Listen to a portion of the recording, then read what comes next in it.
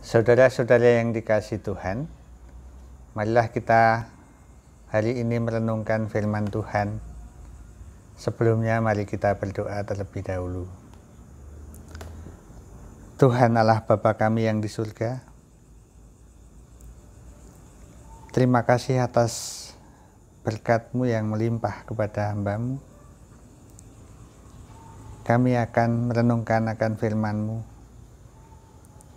Berikan hati sebagai murid sehingga kami mampu untuk membaca dan mengerti akan firman-Mu ini. Berkati kami di dalam pembacaan maupun perenungan nanti. Dalam nama Tuhan Yesus kami berdoa dan bersyukur. Amin.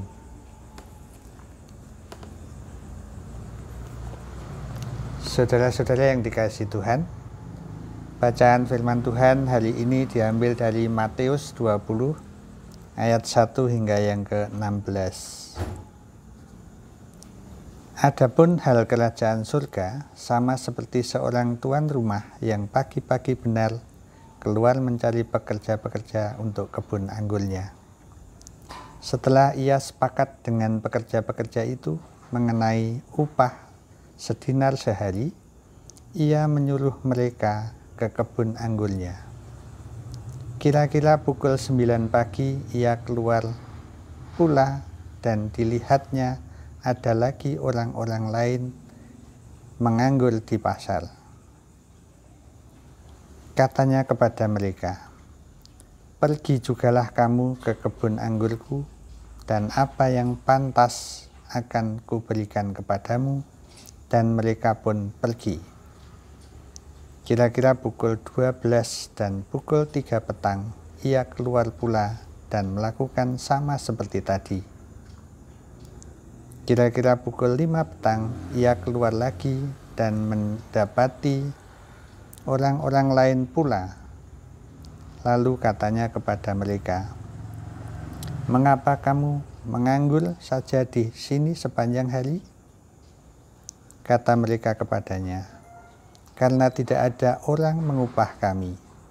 Katanya kepada mereka, "Pergi jugalah kamu ke kebun anggurku." Ketika hari malam, tuan itu berkata kepada mandornya, "Pergilah pekerja-pekerja itu dan bayarkan upah mereka, mulai dengan mereka yang masuk terakhir hingga mereka yang masuk terdahulu." Maka datanglah mereka yang mulai bekerja kira-kira pukul 5 dan mereka menerima masing-masing 1 dinar. Kemudian datanglah mereka yang masuk terdahulu. Sangkanya akan mendapat lebih banyak, tetapi mereka pun menerima masing-masing 1 dinar juga. Ketika mereka menerimanya, mereka bersungut-sungut kepada tuan itu. Katanya, "Mereka yang masuk terakhir itu hanya bekerja 1 jam, dan engkau menyamakan mereka dengan kami yang sehari suntuk bekerja berat dan menanggung panas terik matahari." Tetapi tuan itu menjawab seorang dari mereka, "Saudaraku, aku tidak berlaku tidak adil terhadap engkau. Bukankah kita telah sepakat sedinar sehari? Ambillah bagianmu dan pergilah. Aku mau memberikan kepada orang yang masuk terakhir ini sama seperti kepadamu. Tidakkah aku bebas mempergunakan milikku menurut kehendak hatiku? Atau iri hatikah engkau karena aku murah hati?" Demikianlah orang yang terakhir akan menjadi yang terdahulu, dan yang terdahulu akan menjadi yang terakhir. Sedemikian jauh pembacaan firman Tuhan. Renungan pagi hari ini diberi judul Keadilan Menurut Tuhan Allah. Saya mulai dari sebuah cerita. Ada 3 orang sahabat yang bekerja dalam sebuah kantor di sebuah perusahaan. Sebut namanya Didik, Trisno, dan Joko. Menyaksikan mereka bersahabat sangatlah menyenangkan. Tetapi suatu kali tiba-tiba Didik yang tadinya berteman dengan Joko kini seringkali berucap tidak baik didengar oleh telinga Joko. Menyaksikan kejadian yang seperti itu setiap hari, maka Trisno menyarankan kepada Joko agar keadaan menjadi pulih seperti sebelumnya dengan cara Joko meminta maaf kepada Didik. Tentu saja Joko marah-marah dengan saran dari Trisno ini karena dia merasa tidak bersalah. Kenapa harus meminta maaf kepada Didik? Seharusnya Didiklah yang minta maaf kepadanya. Karena Didiklah yang salah. Dan menurut Joko, jika Didik meminta maaf, itu barulah adil.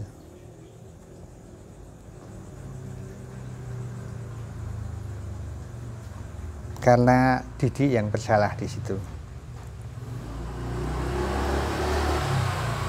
Saudaraku yang dikasihi Tuhan, seringkali kita menganggap bahwa yang namanya adil itu adalah sama jumlahnya, kanan kiri, sama warnanya, sama-sama hitam, sama-sama putih, sama-sama merah.